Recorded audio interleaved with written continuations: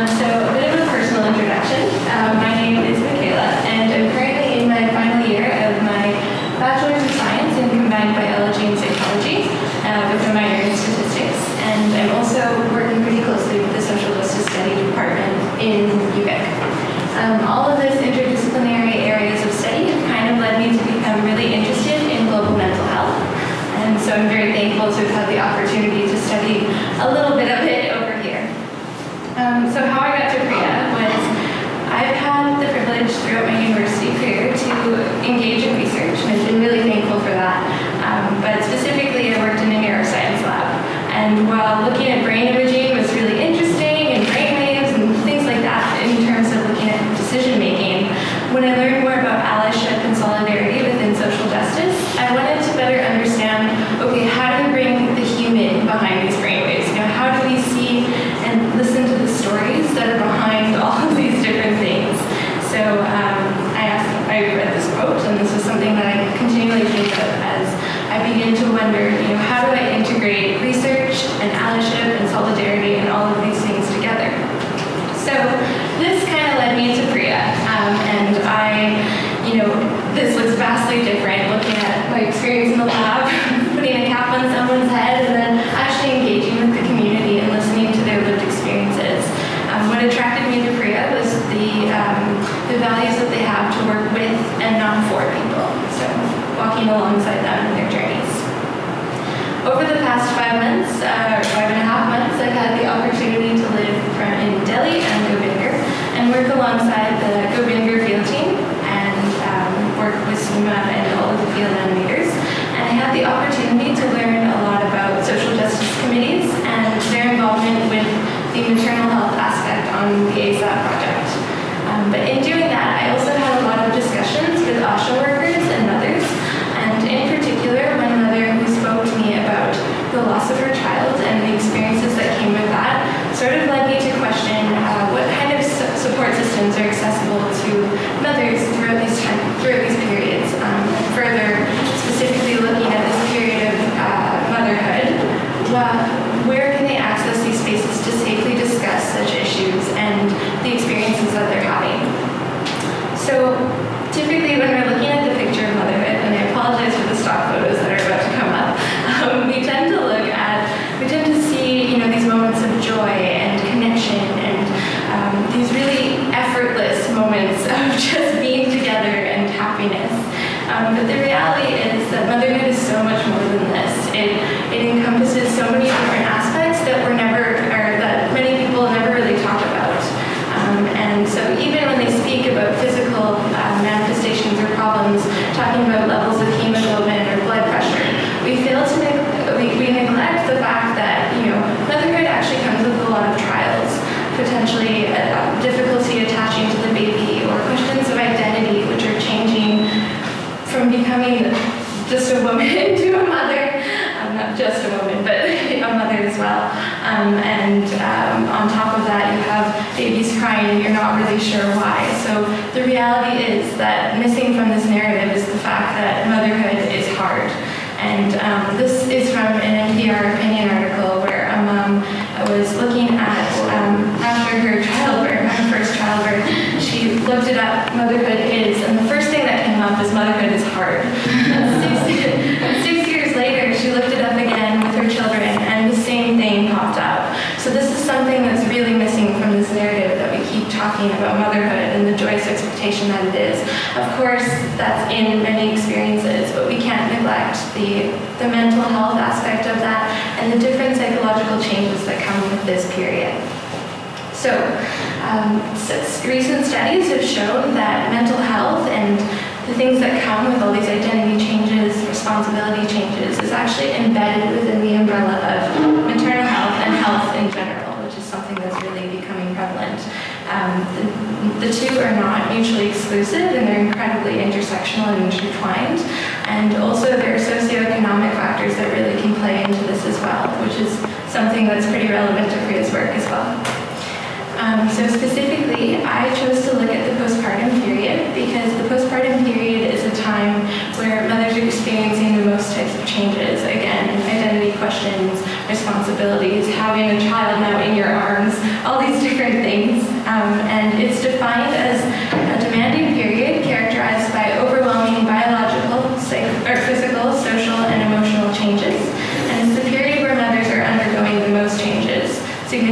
personal and interpersonal adaptation, and the period typically stretches anywhere from birth all the way to 6 months. That's the typical period, but it can be prolonged or shortened depending on individual to individual. So typically in this period, mothers are most vulnerable to psychological distress within the pregnancy realm, and this one you might have heard of is postpartum depression. But postpartum depression is bigger than this. It's something that is broken down into 3 tiers. So postpartum depression, postpartum blues, and postpartum psychosis. But each of them are kind of just under this umbrella of postpartum depression, just in varying severities. For the purposes of time, I won't get into that, but just something to note. So the present study, what I wanted to research in hearing these stories and hearing more about the lived experiences of mothers was I wondered what type of support systems that they have access to. Who are they? Are they in the personal realm? Are they in the private sector, the public sector? Do they exist at all? And further, what type of psychological support services specifically do they have access to, if any?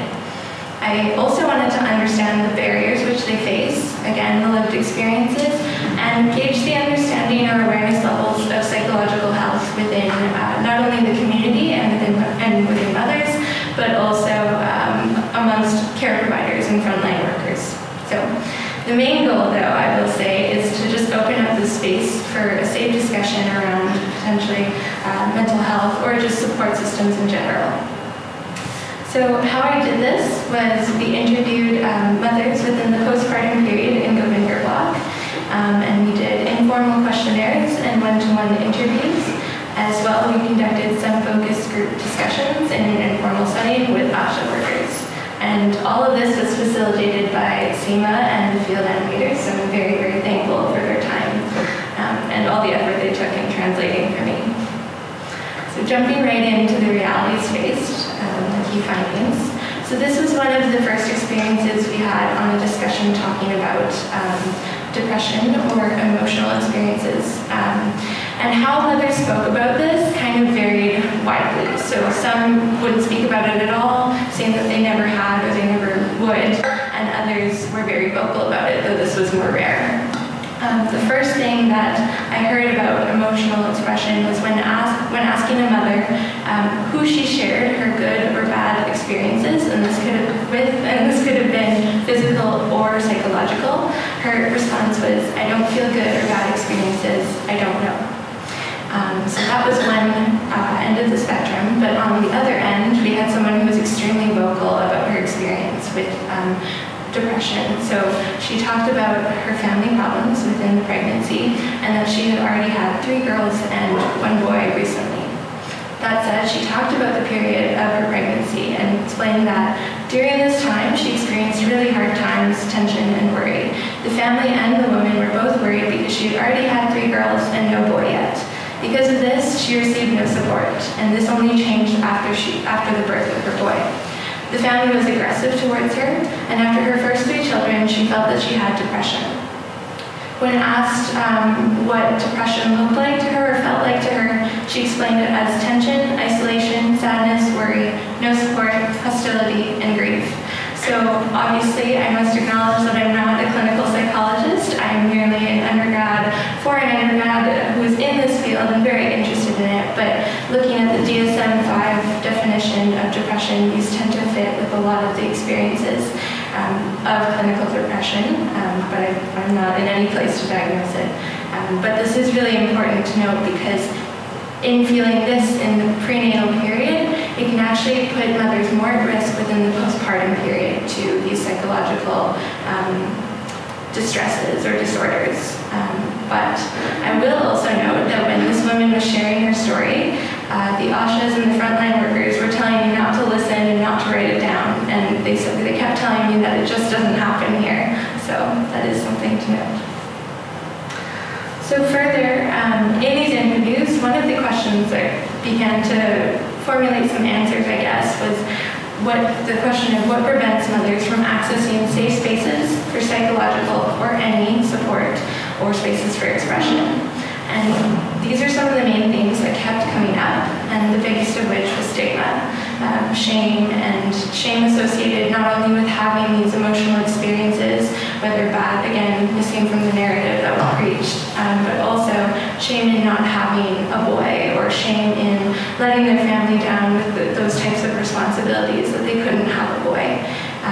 Additionally, in-law and male-dictated decisions was a big barrier for women accessing such spaces, whether or not they wanted to, or whether the in-laws or the males in their family told them that they were able to access these spaces, or that they should not talk in these spaces, was a big factor. Also, little to no awareness. This is something that's really common amongst a lot of discussions on mental health, that when we don't understand that it's okay to not be okay, or that this isn't just something that is from ourselves, but it's out of our control, that we tend to internalize it. And so a lot of women, it's when, it's my own problem or fault. Also, there was no such existing support, or again, as the frontline workers were saying, it just doesn't happen here. So I'm just going to elaborate on a few other main themes that came up, which are barriers to services, societal and familial pressures, and the importance of ASHAs. So again, barriers to services would be this type of isolation that many mothers feel within this period. Many of the women that we interviewed, actually, I forgot to note this, was that they were very young, so they were within the 20 to 25 range, and they had just moved into their new home with a new family, just had a baby, still coping with going to school, and had all these other responsibilities.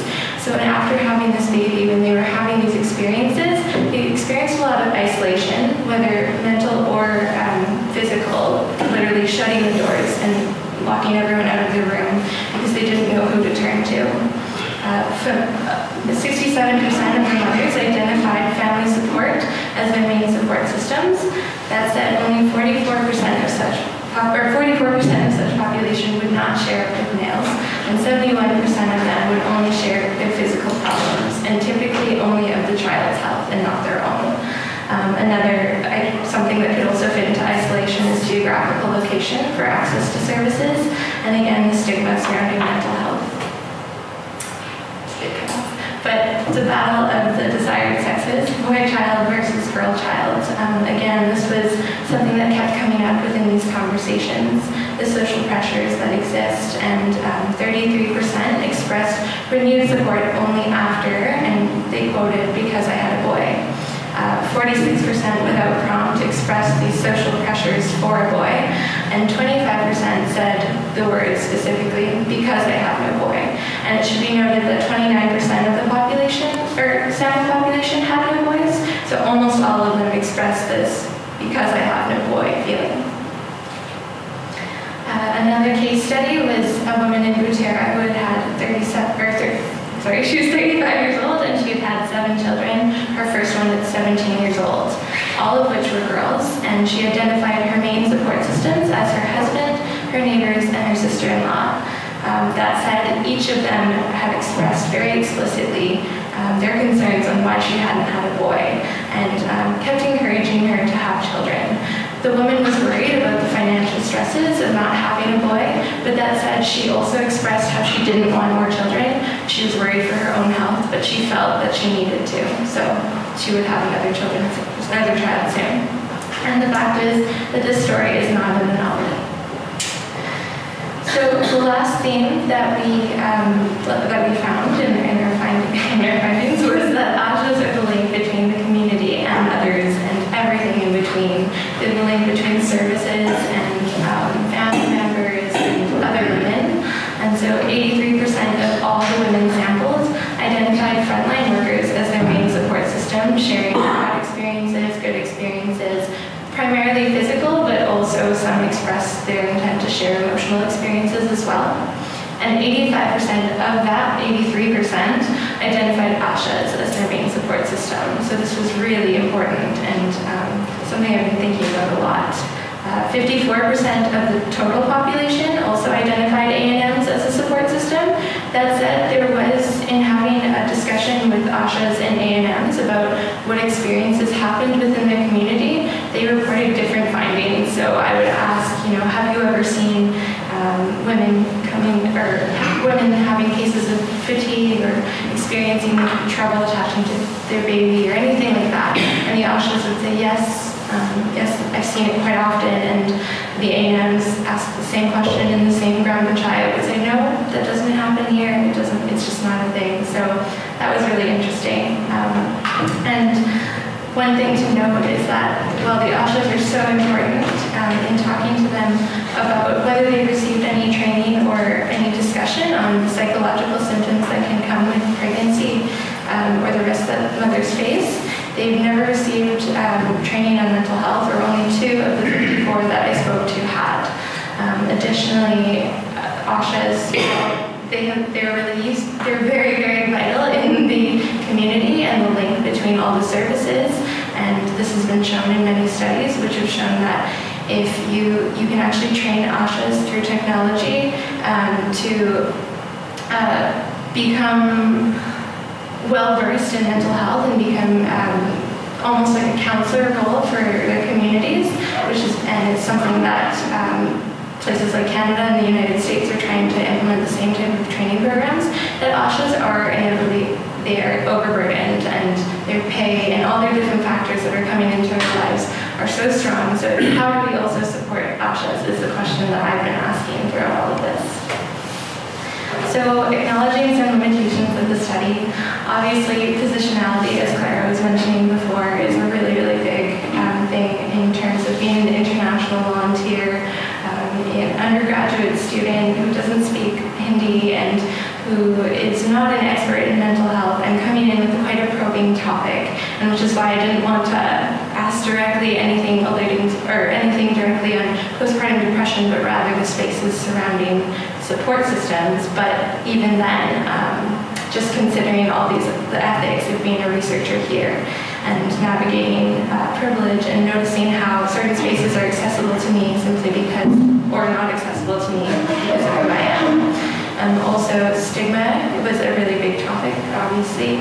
In talking about these emotional experiences, it's really quite difficult to get people to talk about these things, and I would never expect them to. And opening up a comfortable space, being a foreigner coming in, that was a big challenge. I did not have a translator directly with me either, so that was a very big limitation for me, but for the study. But the field animators were extremely helpful and made very, very extra. They made a lot of extra effort to help me out, and I'm really, really thankful for that. But also the cross-cultural and cross-contextual differences in the manifestation of affective disorders and the lack of professional mental health and maternal health guidance. That said, I will note that there are much more findings that came out within the study to discuss, but in the interest of time, we're not going to discuss this. So in terms of the way forward, I think one of the things that I've been thinking about is connection and conversation. How do we further open up these spaces, given what we are starting to know now? And how do we provide women or mothers with resources that are accessible to them? So thinking about that ASHA program that I was speaking about earlier, perhaps that would be a really useful thing, but how then do we support ASHAs in their work as well? Also, throughout this process, I've been trying to create something that I can bring back to the community that would be actually accessible to them and take the findings of the study. However, I'm not totally sure how to make this happen. So if anyone has any suggestions, that would be greatly appreciated. So yes, I'd just like to say thank you to everyone at PRIA.